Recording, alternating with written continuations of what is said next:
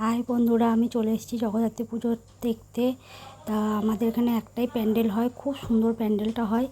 তা আমি লাইভ করেছিলাম, লাইভে তোমাদের বলেছিলাম যে আমি ঠাকুর দেখতে যাব, একটু তাড়াতাড়ি লাইভটা করব আর তোমাদের ঠাকুরটার প্যান্ডেলটা দেখাবো। তা দেখো, প্যান্ডেলটা এত সুন্দর, এত নিখুঁতভাবে করেছে, আর কুলো দিয়ে কাজ করা আর পুরো বেতের কাজ করা। তা মানে খুব সুন্দর।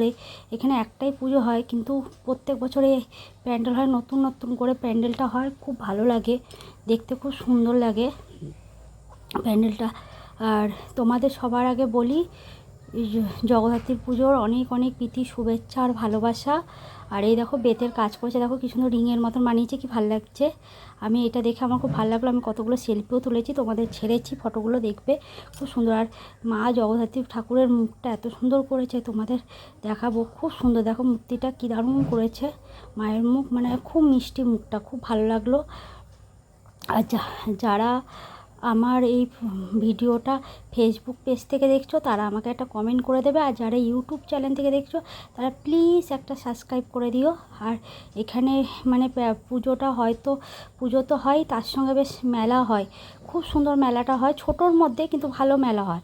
আর আমরা মেয়ে ছেলেরা মানে কি বলো তো, একটুখানি কেনাকাটা করি।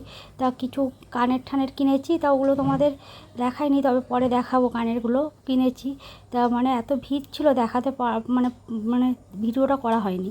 তা দেখো মেলাটা কী সুন্দর বসেছে দুধারে।